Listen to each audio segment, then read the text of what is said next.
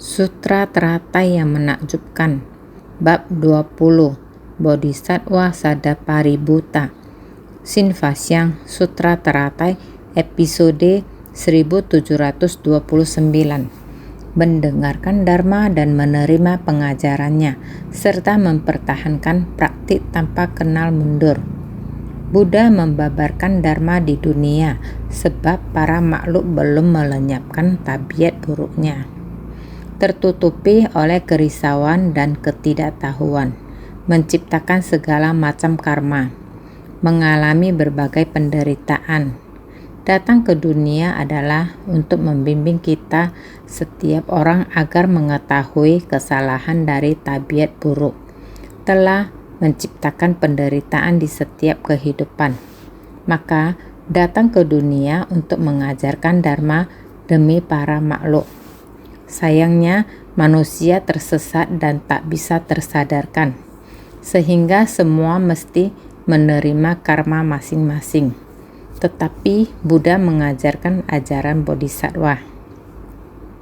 Asalkan kita mendengarkan Dharma dari Buddha, meskipun masa Buddha berjarak sangat jauh dengan kita sekarang lebih dari 2500 tahun yang lalu. Asal Buddha Dharma masih berada di dunia dan dapat diwariskan terus dari masa ke masa. Bagi mereka yang mendengarkan Dharma, tidak peduli sudah berapa lama waktu berlalu, segala Dharma yang telah didengar, jika kita dapat memahami secara jelas, maka kita harus menerapkannya dalam tindakan nyata. Kita melakukannya, kita harus demi semua makhluk di bumi. Bagaimana agar bisa menyucikan hati manusia, supaya hati orang pelan-pelan mengarah ke dunia yang murni dan terang, untuk berinteraksi antar sesama. Namun, manusia tetaplah manusia. Saat ini, masih ada berapa banyak orang yang belum memperoleh kebebasan. Seperti sekarang di Taiwan, ada berapa banyak penjara. Orang-orang di dalam penjara menjalani hidup dengan banyak batasan. Tiada kebebasan. Mengapa demikian? Semua orang memiliki tabiatnya masing-masing. Karena ada penyimpangan pada tabiatnya menyebabkan berbuat kesalahan, sehingga harus menerima akibatnya. Karena begitu, yang di dalam penjara harus bagaimana membuat mereka dapat menghirup kebebasan di luar dan udara yang segar. Pengajaran untuk menyucikan hati manusia. Harus ada cara untuk menyebarkan Dharma di dalam penjara. Mendengar insan suci seringkali memiliki jalinan jodoh seperti ini, membabarkan Dharma Buddha ke dalam, bagaimanapun juga karena keterbatasan waktu. Saat ini tahun 2019, DAI-TV kita memikirkan satu metode, yaitu untuk menyumbang banyak orang membangkitkan tekad bersedia mendukung pencapaian pahala kebajikan seperti ini. Menyumbang 40 perangkat pesawat televisi disumbangkan kepada penghuni penjara di Hualien, agar mereka di dalam penjara juga dapat mendengar dan melihat tayangan televisi yang jernih menyiarkan kehidupan manusia. Nilai kehidupan dari yang sedang bersumbangsi bagi masyarakat, prinsip kebenaran yang nyata, bagaimana dibentangkan, bagaimana semua orang saling mendorong untuk bekerja sama, memberi manfaat bagi masyarakat. Mendengar Direktur DAI-TV Yesusan berkata, 40 perangkat pesawat televisi telah disumbangkan ke penjara wanita, yaitu di dalam penjara wanita, di dalam semuanya adalah wanita. Sebenarnya karma apa yang telah mereka ciptakan? Kesalahan perilaku seperti apa? Mengapa bisa dikurung di dalam penjara? Karena kesalahan sesaat, tidak diketahui berapa lama masa hukumannya di dalam. Di luar penjara, di dalam keluarga memiliki berapa anak. Perasaan antara anak dan orang tua terpisah. Penderitaan yang dirasakan, rasa rindu pikiran antara anak dan orang tua. Rasa rindu sungguh sangat menderita. Ketika membicarakan anak hingga air mata bercucuran, terlihat bahwa kasih sayang keluarga adalah yang paling mengharukan.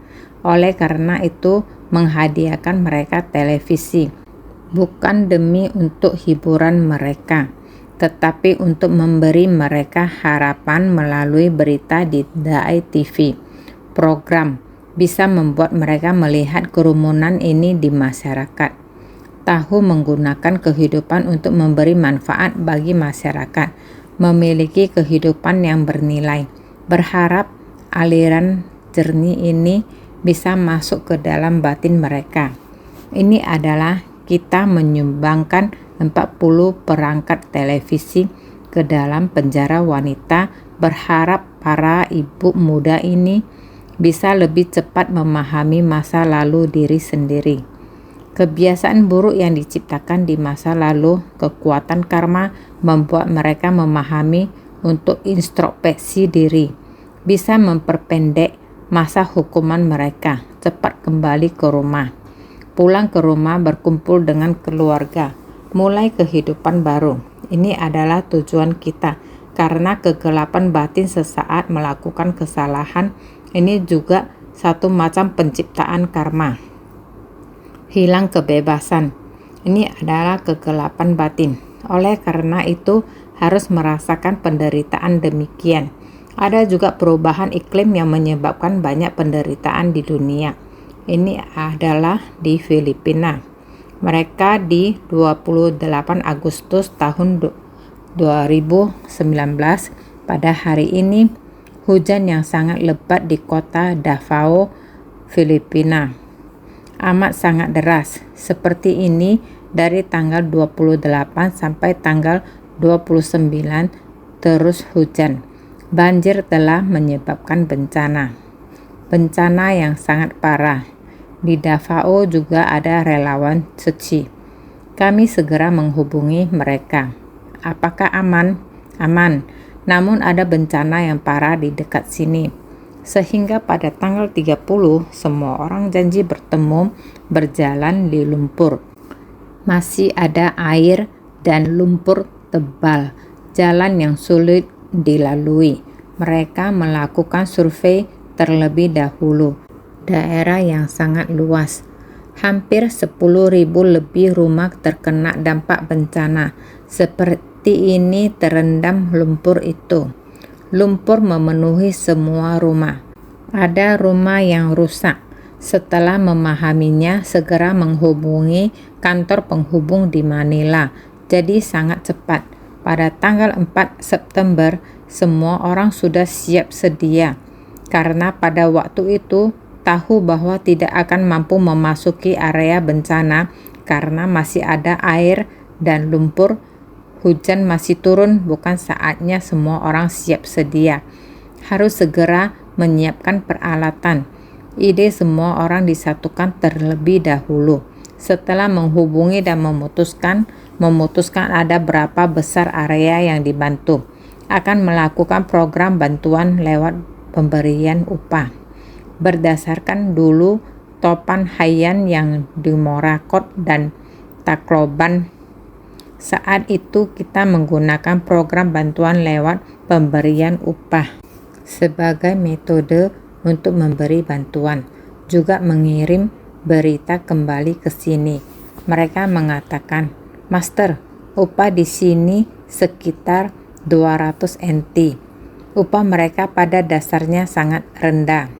Jika kita membayar mereka 500 Filipin peso, maka mereka akan memiliki sekitar 300 NT. Sudah lebih tinggi dari upah rata-rata mereka.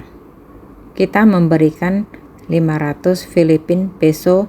Saya berkata kepada mereka, bencana yang seburuk ini, kalian paling sedikit juga harus membayar mereka 1000 Filipin peso. Hah? Sebanyak itu? Ya, ini adalah bantuan bencana. Meminjam kekuatan mereka untuk memulihkan rumah mereka. Jadi kita menggunakan pola pikir memberikan bantuan. mengerahkan tenaga kerja mereka secepatnya melakukan pembersihan. Jadi semua orang tanpa berkata dua kali, "Baiklah, kami akan menurut." Jadi menggunakan 1000 Filipin peso, kira-kira setara dengan 600 NT kita sebagai upah 1 hari. Kami kembali lagi ke sana di tanggal 4. Sebelum masuk telah menggalang dari semua orang. Yang digalang adalah sekop. Juga ada menggalang gerobak dorong, gerobak untuk mengangkut lumpur. Setelah mereka selesai mengumpulkan semuanya, mulai masuk menghimpun semua orang dengan target sebanyak 1000 orang untuk memobilisasi komunitas melakukan pembersihan terlebih dahulu. Akan tetapi hari pertama hanya 500 orang yang hadir. Di saat itu selesai pembersihan, semua orang duduk sembari menunggu pembayaran upah kerja. Dan kami mulai mengumumkan bahwa setiap orang dapat menerima 1000 Filipin peso. Nilai 1000 Filipin peso itu setara dengan upah mereka bekerja selama 3 hari. Rasa sukacita itu sampai bersorak. Dari ekspresi wajah menderita, ekspresi sangat lelah setelah bekerja, tiba-tiba wajah menjadi cerah. Sudah tertawa, sudah bersorak. Ini adalah hari pertama mereka dan pada hari kedua lebih dari 800 orang hadir. Bekerja sama dalam membersihkan setiap hari bisa membagikan kepada mereka upah yang sangat memuaskan ini. Relawan Filipina bukan hanya sekop dan gerobak dorong. Demikian sudah cukup. Masih harus meminjam bulldozer yang besar. Ada yang milik insan suci. Beberapa lagi harus kami pinjam, sewa dan pinjam. Beberapa orang membangkitkan tekad, sehingga bulldozer, ekskavator dan mesin pengeruk kecil semuanya ada. Masuk ke daerah yang dilanda bencana ini, daerah yang sangat luas, lebih dari 10.000 keluarga. Yang paling mengharukan adalah insan suci. Mereka memberikan teladan melalui diri sendiri. Orang yang membagikan uang untuk membantu orang, seragam biru putih dengan menggunakan jas hujan, sambil memegang sekop, mendorong gerobak sorong, juga berada di tengah orang banyak sedang menyapu dan membersihkan. Ini adalah gambaran yang sangat mengharukan. Pemberi sumbangan dan penerima sumbangan adalah setara. Demi satu peristiwa bencana, wilayah yang begitu luas harus dibersihkan, berlomba dengan waktu. Ini dapat disebut sebagai bersumbangsi bersama. Pemandangan ini sangat menyentuh, sangat mengharukan. Ini adalah kehidupan yang bernilai. Bukan hanya di Taiwan, di luar Taiwan seperti Filipina juga sama, yaitu prinsip kebenaran dari suci. Begitu banyak orang melakukan pekerjaan suci demi dunia ini masuk ke tengah orang banyak. Orang baik, hal yang baik seperti ini melalui televisi masuk ke penjara. Ini adalah sebuah pengajaran besar. Berita masyarakat dipenuhi oleh kisah yang menyentuh hati. Lentera kehidupan dan sanubari teduh juga termasuk di antaranya. Biarkan mereka mendengar, biarkan mereka melihat prinsip kebenaran dunia. Inilah bagaimana harus memikirkan berbagai metode. Dengan berbagai metode menjernihkan batin manusia. Maka itu jalan bodhisattva adalah bersumbangsi demi orang banyak. Juga sedang memberikan pengajaran, menunjukkan pendidikan. Ini adalah arah tujuan yang harus kita tuju dengan giat. Berikutnya, garis besarnya adalah mengatakan seperti demikian. Dengarkanlah dengan sungguh-sungguh. Buddha menumpang pada benih sebab dan kondisi pendukung untuk menunjukkan kelahiran di dunia ini, menampakkan wujud sesuai hukum alam, menyesuaikan diri dan masuk ke tengah orang banyak untuk memberikan pengajaran, membabarkan 4 kebenaran mulia di dunia. Penderitaan, sebab penderitaan, lenyapnya penderitaan dan jalan menuju lenyapnya penderitaan. Setelah mendengarkan dharma dan menerima pengajaran, kita hendaknya tetap berteguh hati dan mempertahankan praktik tanpa kenal mundur. Semuanya melihat naskah sutra ini seharusnya mengerti. Juga ingin memberitahu kepada semuanya bahwa Sang Buddha menumpang pada benih sebab dan kondisi pendukung. Beliau bukan karena balasan karma datang ke dunia ini, namun karena sebab dan kondisi para makhluk. Tujuan utama ini lahir ke dunia ini sama dengan kita sebagai manusia, namun beliau memiliki berkah untuk dilahirkan di dalam istana kerajaan. Sama-sama di dunia manusia menunjukkan wujud ini, memiliki berkah dan wujud di dunia. Beliau mengikuti hukum alam di dunia. Sewaktu kecil bersenang-senang di dalam istana kerajaan. Menanjak dewasa, mulai merenung dan berpikir, mengapa di dunia demikian tidak merata? Orang yang memiliki berkah menikmati hidup dan kekayaan. Orang yang tidak memiliki berkah menderita, rakyat miskin, kelas-kelasnya dibagi dengan jelas.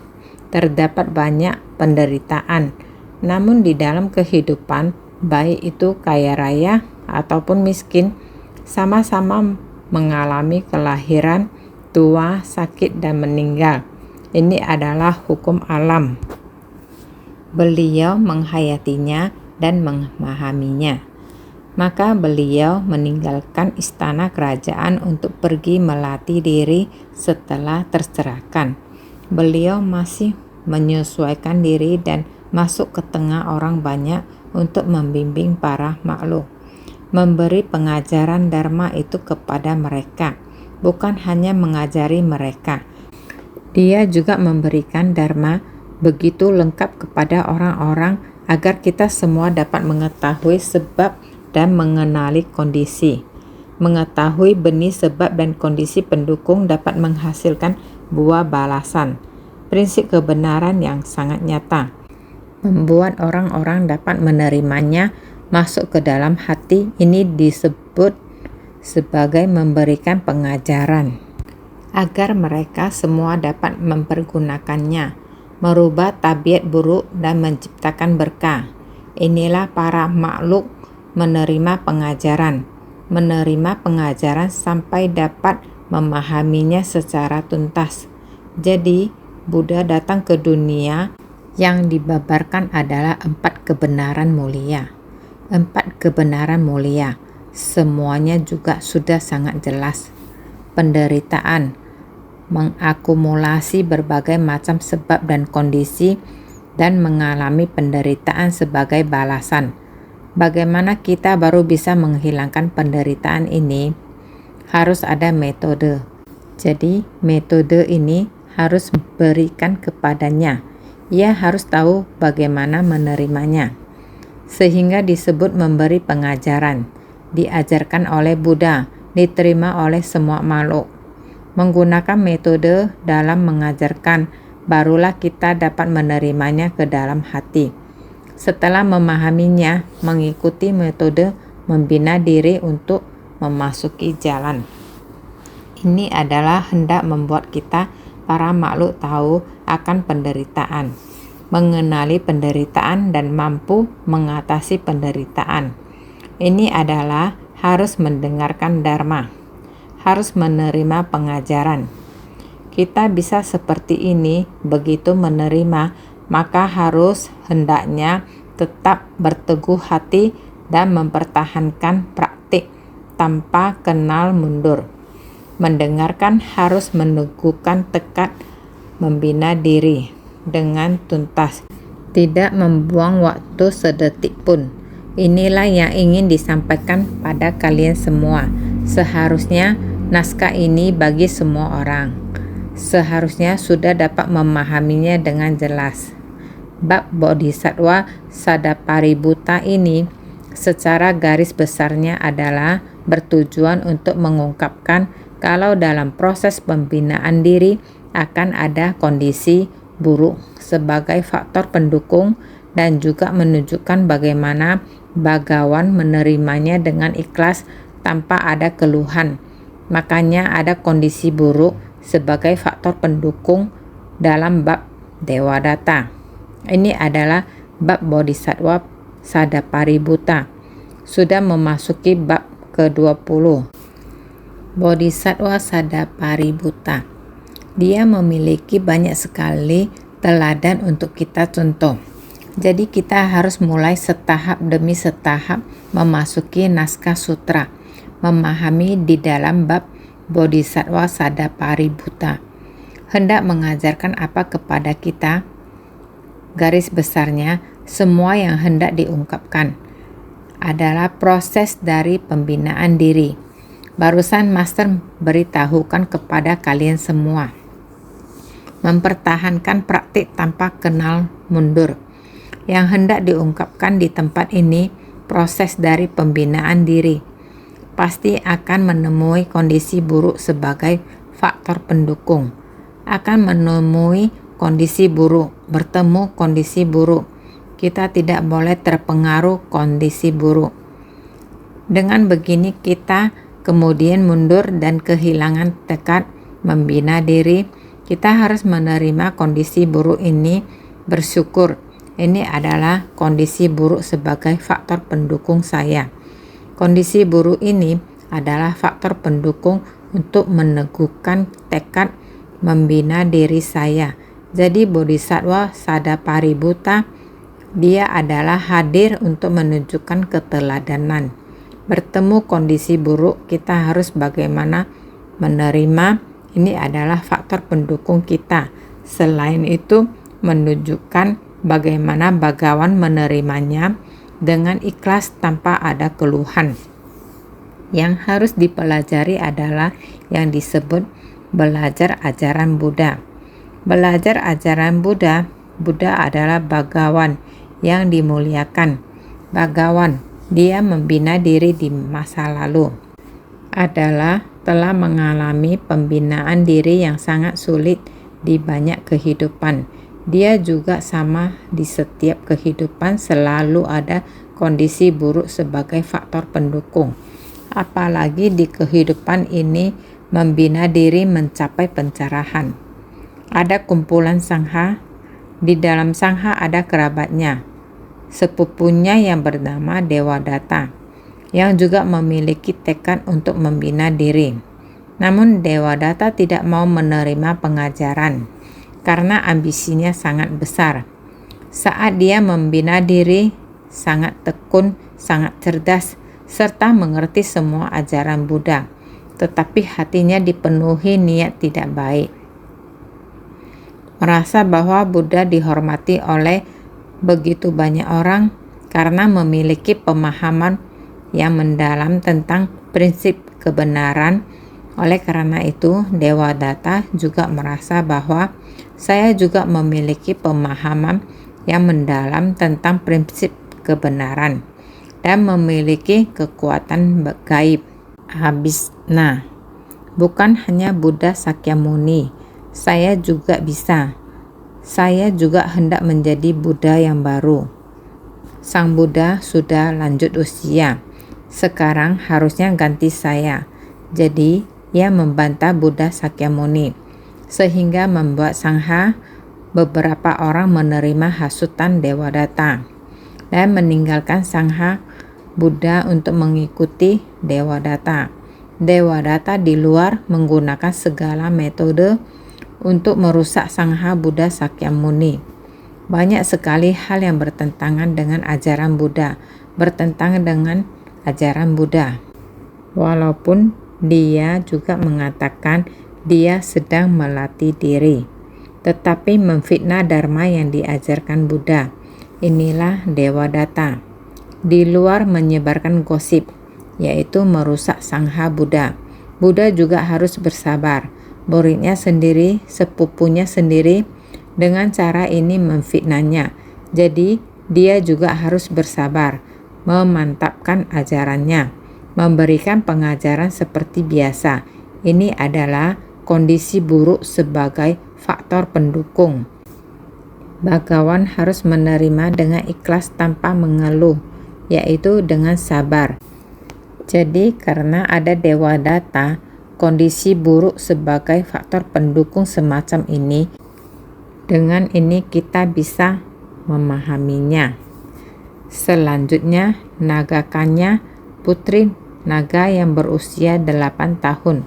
Setelah mendengarkan sutra, memahami sepenuhnya, dan tercerahkan akan jalan, muncul di hadapan seluruh persamuhan dan mencapai kebudahan.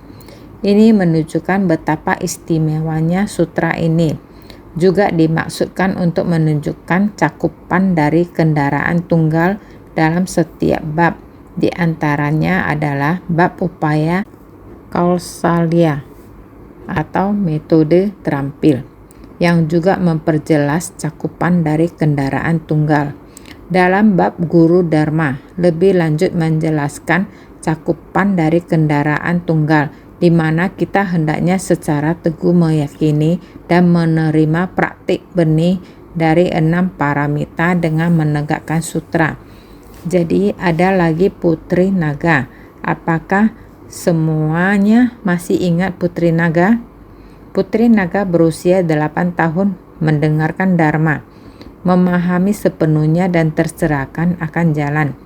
Juga dapat dengan cepat mempersembahkan mutiara dan mencapai kebudahan, berubah dari seorang wanita menjadi seorang pria dalam sekejap mencapai kebudahan. Ini juga satu bagian membuat kita tahu bahwa ini yang disebut ajaran kendaraan agung. Ada kondisi buruk faktor pendukung seperti ini, Dewadatta akhirnya juga menerima dari Buddha. Buddha memberikan peramalan untuk Dewadatta. Buddha mengatakan bahwa Dewadatta datang untuk menjadi faktor pendukung. Membuat Buddha ada kondisi seperti ini. Adalah kondisi buruk seperti ini. Membuat Buddha bisa memiliki pelatihan diri yang sangat kokoh. Ini menampilkan kebajikan Buddha. Jadi Buddha juga bersyukur kepada Dewadatta dan memberikan peramalan kepada Dewadatta. Ini adalah yang sangat bodoh dan keras kepala. Murid yang sangat sulit untuk diajar. Juga telah menerima peramalan, sedangkan putri naga baru berusia 8 tahun tergugah dan menerima bimbingan dari Bodhisattva Mansuri. Kemudian dibawa ke hadapan Buddha, mendengar ajaran dan bimbingan Buddha, dalam sekejap memahami sepenuhnya dan tercerahkan akan jalan, yaitu muncul di hadapan seluruh persamuhan dan mencapai kebudahan. Usia masih sangat muda, bisa sifat kebudahannya muncul. Juga sama mampu mencapai kebudahan di dunia lain. Hal ini di dalam sutra teratai yang seharusnya masih dapat diingat dengan baik oleh semua orang. Ini adalah memunculkan dan menunjukkan kebenaran yang istimewa dari sutra ini. Selain itu, hal ini juga bertujuan untuk memunculkan dan menunjukkan cakupan dari kendaraan tunggal dalam setiap bab. Keseluruhan sutra teratai, meskipun pada awalnya ada mengatakan tentang 3 kendaraan. Sebenarnya 3 kendaraan itu adalah membuka pintu metode terampil dan dinamakan 3 kendaraan. Sebenarnya rangkuman semuanya adalah jalan kendaraan tunggal. Oleh karena itu memunculkan kondisi dari kendaraan tunggal. Sang Buddha dalam setiap bab ada sangat banyak akar kapasitas yang berbeda dan tahapan berbeda-beda. Sang Buddha memberikan peramalan kepada mereka. Di antaranya ada bab upaya Kausalya, metode terampil. Sebenarnya bab upaya Kausalya metode terampil juga menampakkan dengan jelas jalan kendaraan tunggal. Bab perumpamaan. Buddha menggunakan perumpamaan rumah terbakar. Pada akhirnya tiga kereta semua orang harus memilih kereta lembu putih besar. Ini menunjukkan bahwa tujuan akhirnya adalah cakupan dari kendaraan tunggal, dan lagi di bab guru dharma. Ini sangat dekat. Kita semestinya mengingatnya lebih mendalam. Bab guru dharma juga sama. Bagian demi bagian mendekati kondisi dari kendaraan tunggal ini, membuat semua orang yang mendengarkan dharma selangkah demi selangkah dibawa masuk ke tengah kondisi kendaraan tunggal. Mendengarkan dharma, membabarkan dharma, menyebarkan dharma. Ini di dalam bab guru dharma dapat diketahui dengan sangat jelas. Buddha di dunia juga merekrut bodhisattva, juga di dunia menghimbau dan merekrut bodhisattva. Ini semua ada di dalam sutra teratai. Menghimbau dan merekrut setiap orang agar membangkitkan tekad bodhisattva. Dalam bab guru dharma sangat lengkap. Memperjelas cakupan dari kendaraan tunggal, dirangkum. Kendaraan kecil dan kendaraan sedang dirangkum ke tingkatan 1 kendaraan tunggal. Jadi ini adalah di dalam bab guru dharma. Sudah sangat jelas. Berharap teguh meyakini dan menerima praktik benih dari 6 paramita dengan menegakkan sutra. 6 paramita semua orang tahu. Setiap orang harus mempraktikkan 6 paramita dan ribuan praktiknya. Ini adalah benih dari kehidupan ke kehidupan. Semua orang dari kehidupan ke kehidupan mempraktikkan 6 paramita. Berdana, menegakkan sila, kesabaran, giat bersemangat. Dari kehidupan ke kehidupan menjadi benih dari bodhisattva. Berharap bisa menjadi matang, maka akan bisa mencapai kebuddhaan. Ini adalah yang kita harus sangat tekun dan giat bersemangat. Bab Dewadatta adalah bab ke-12 dari keseluruhan bab dalam sutra. Sebelumnya dijelaskan bahwa demi mencari ajaran agung dan ingin memenuhi praktik dari 6 paramita, rela mengorbankan jiwa kehidupannya, menggunakan keharmonisan dalam masalah untuk menampakkan pemahaman akan prinsip kebenaran. Ini adalah memberikan dorongan semangat kepada generasi mendatang agar tekun mencari dharma. Dewadatta adalah di bab Dewadatta. Semua terdapat di bab 12 dari seluruh sutra. Kita harus mengingat bahwa bab 12 pemberontakan Dewadatta itu siksaan terhadap Buddha seperti itu.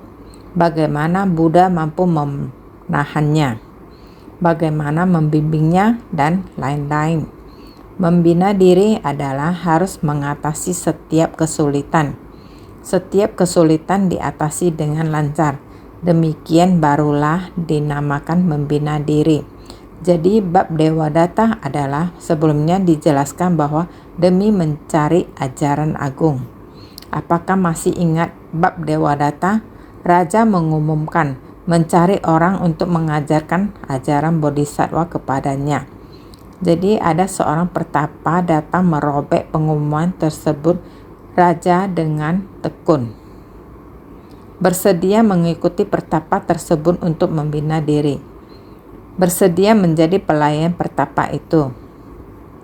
Bersedia merebahkan tubuhnya untuk pertapa duduk di atasnya. Berbagai macam penyiksaan. Ini menggunakan masa lalunya. Menghadapi Dewadatta, beliau harus bagaimana untuk melatih diri.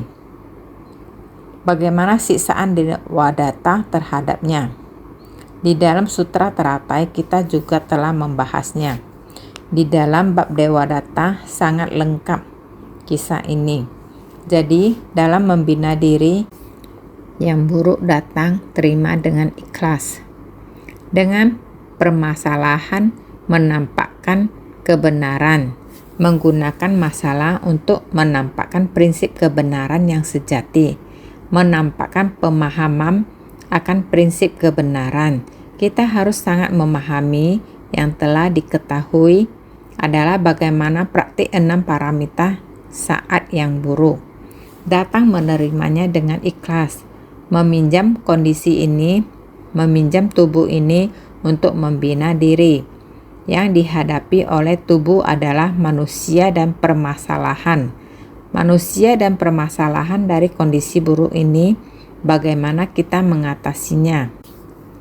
Ini adalah menggunakan keharmonisan dalam masalah dan menampakkan pemahaman akan prinsip kebenaran. Menampakkan pemahaman akan prinsip kebenaran. Jadi ini adalah memberikan dorongan semangat kepada generasi mendatang agar tekun mencari dharma. Menggunakan yang seperti ini untuk memberikan dorongan semangat. Kitab sutra dari 2000 lebih tahun lalu ini terus menggunakan berbagai macam metode agar kita bisa mengingatnya. Yang paling berharga dari sutra teratai adalah di sini. Bodhisattva Sadapaributta ini tidak pernah melihat pada wujud buruk dari para makhluk, tetapi hanya melihat pada sifat Buddha pada semua makhluk. Inilah asal mula daripada jasa kebajikannya yang murni. Dari keseluruhan bab dalam sutra teratai, bab Bodhisattva Sadapaributta adalah bab ke-20. Jadi kita harus sangat bersungguh hati memahami Bodhisattva Sadapaributta ini. Tidak pernah melihat pada wujud buruk dari para makhluk.